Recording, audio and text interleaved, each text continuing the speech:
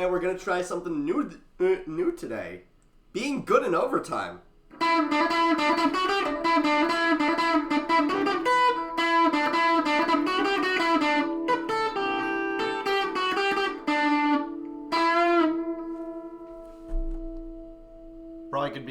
Probably could be better on Ben's though. Damn. Bruins friends, y'all know what time it is. It is time to hug it out, because that is a 3-2 victory in overtime against the Ottawa Senators for our second to last game before the All-Star break. Welcome back down into the den, everybody.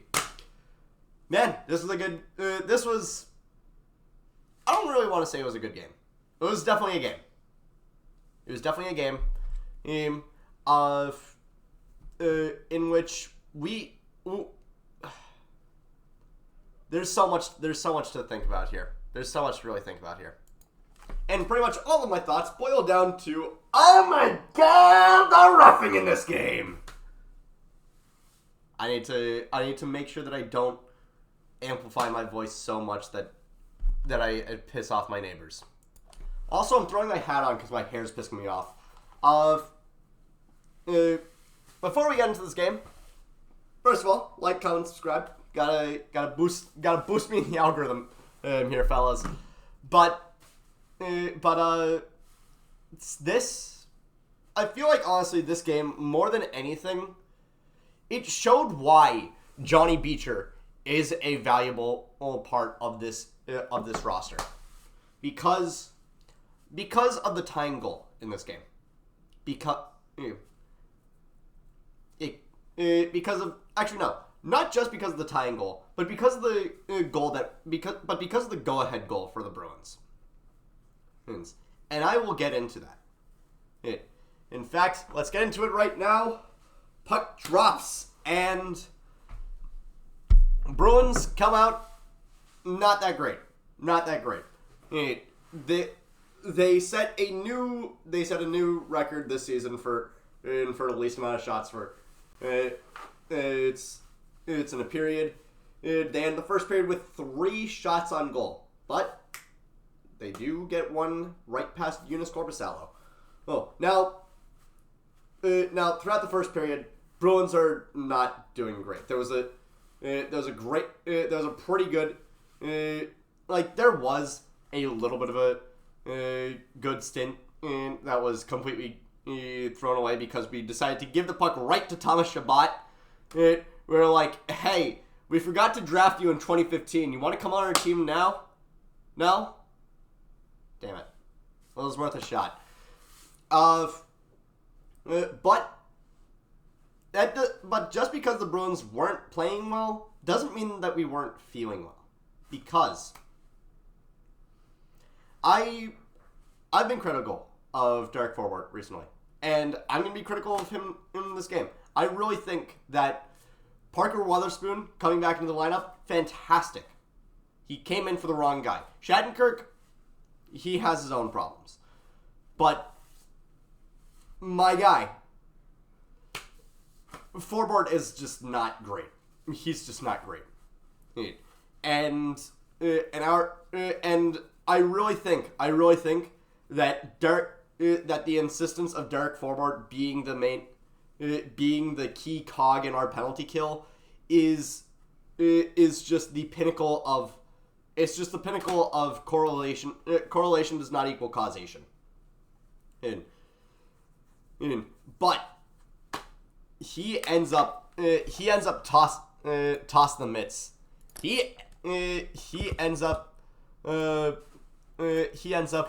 getting into a fight, which is a little bit unheard of for Forbort. He doesn't really fight too much, but he decided, you know what, Mark Kostelik, you're getting it tonight. You're getting it. But yeah, Bruins tonight. I shouldn't get right into all the Bruins tonight, but the reffing, the fucking reffing. tonight was this was the first period was the start of a pretty stupid run of just, hey, we're gonna give the Bruins bullshit penalties. First it was forward and Costello going for a roughing. It's okay. Pasternak ends up going for tripping on Brady Tkachuk, which was completely unwarranted. And then the Charlie Coyle tripping on Tim Stützle. Insert someone put up the bike meme. You know the one. This shit. This one right here. This guy right here his name is Tim Stützle. This is Tim Stützle intentionally skating in a way that would wedge Charlie Coyle's stick in between his skates. And this is him flailing on the ground on wanting a call for it. I gotta say, the refs do not know how to call embellishment, and they should, because this was textbook embellishment. But that's not the end of the first period. Off of a penalty to Jacob Bernard Docker against Morgan Geekie. One of the few penalties we end up with one of the few penalties that goes our way this game. We end up on the power play, and 5 seconds later, a successful face-off from Coyle takes the puck to McAvoy in the back. Gets it to Pasternak, who's up the middle, and he blasts it past Joonas Korpisalo. This is what happens when you have someone who can take a face-off properly, such as Johnny Beecher. Okay, for the love of God, him being sent down to Providence makes no sense.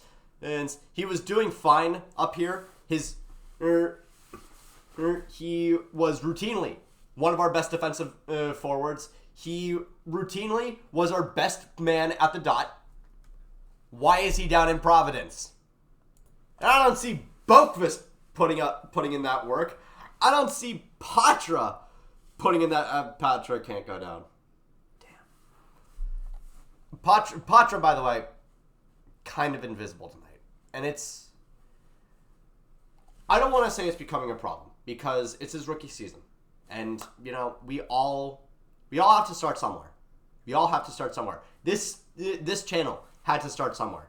It started 2 years ago about one floor up and on the other side of the building from this room, but it had to start somewhere. But the promise that he showed at the start of the season is not as there as it probably should be. And I think honestly it might be a confidence thing. I desperately want him to be able to apply himself more so that he can build up that confidence again. Into the second period of the Bruins once again getting the short end of the stick on our penalties but first of all, we kill 4 consecutive penalties before we score our second goal. And man, this one is just great because I'm so happy. I'm so happy he's applying himself. I'm so happy he's finally applying himself in a way that is this useful to the team. I'm so happy he's finally breaking out. Because at long last, 108 games into his career, Earl Vakanainen scores. I know, he's on the Ducks, but come on. And considering how snake-bitten he had been, and for him to finally have his first goal of his NHL career after it being taken away from him 3 separate times I kind of have to, I kind of have to mention it. He was the main piece in that. Trade for Lindholm. So come on, we got to give him a little bit of his due. But in any case, going back to the Bruins, I'm so happy. I'm so freaking happy that he's playing this well. Trent Frederick scores again, and oh my god, he is on a heater. His 14th of the season. Remember, last year, Frederick was. Stop. I'm sorry. I'm looking up where he was last year because I feel like I need to really know.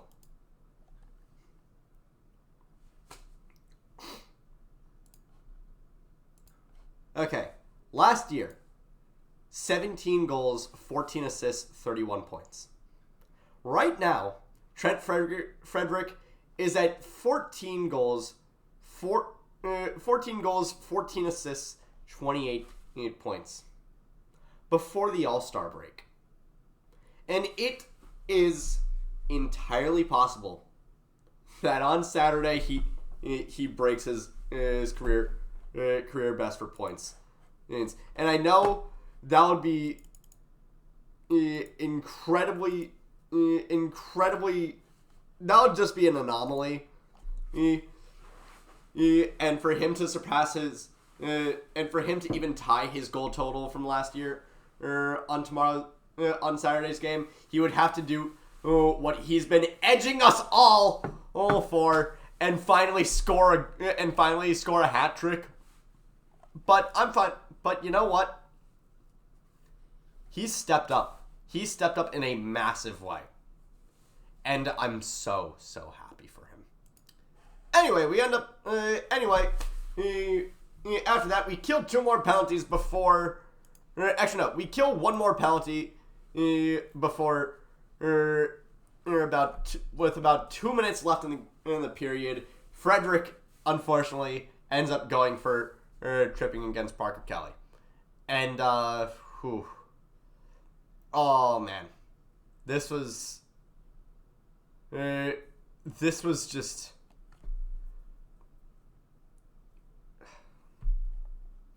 The fact that we let that one in. The fact that we let that one in was a little bit frustrating. Now, I don't think that the Bruins penalty kill should be that hard on itself. They were clearly fighting an uphill battle tonight. And they killed 7 of 9.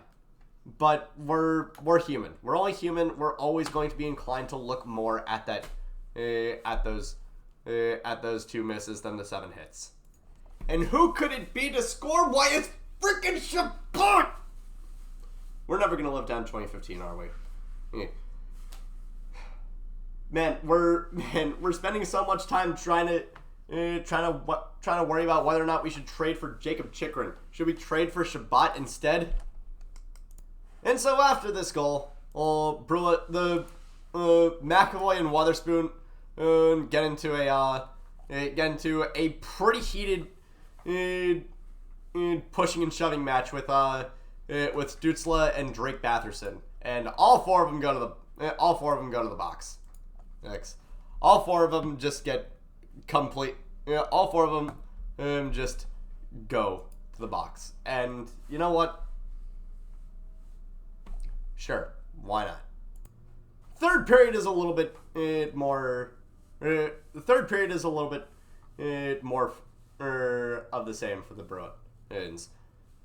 We're still doing okay, but but the Sens are catching up on us pretty heavily, and I'd be remiss if I did not talk about the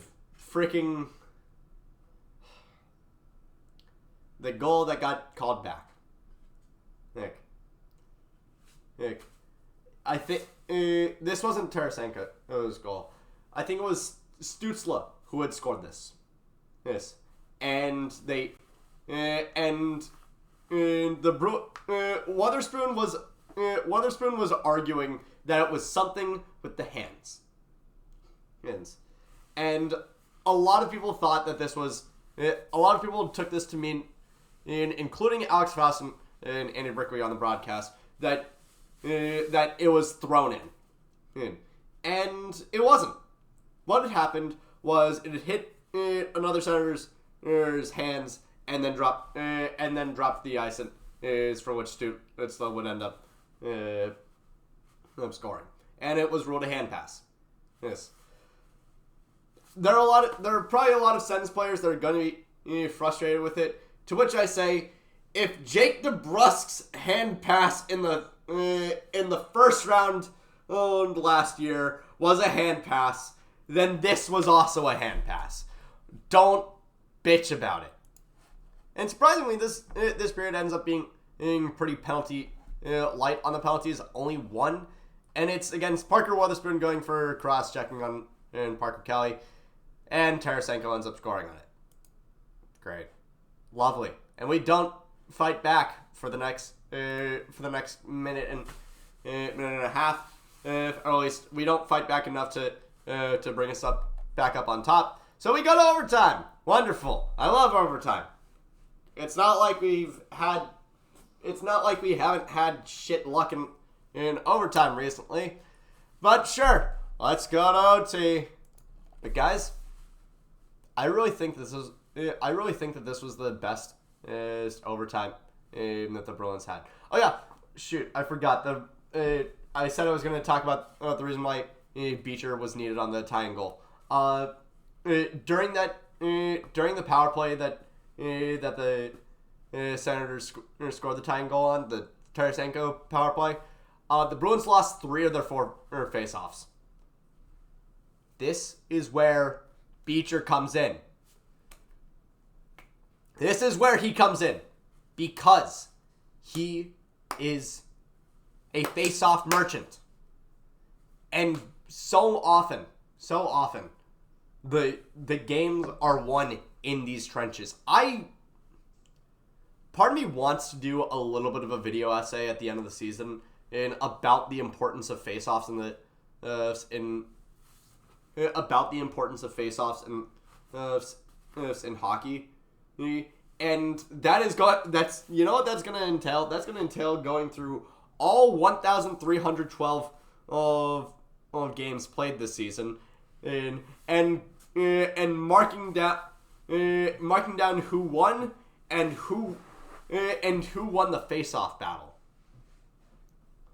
because you can't win without possessing the puck. And that's how we won in overtime. Possessing the puck. This was the best overtime the Bruins have had all season.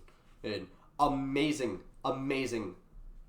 runs from the first two, from the top two, from members of the top 2 lines. Which, by the way, the fourth line pretty much got shafted the entire third period, which they weren't really doing well to begin with, but just put them on to give the top guys a rest. If they're doing that badly, and you need the top guys to be on, maybe throw them out for like 45 seconds or so, just to maybe throw them out for like 45 seconds with your top pair or so. With your top D pair or so, just to give them the top guys enough time to take a breath.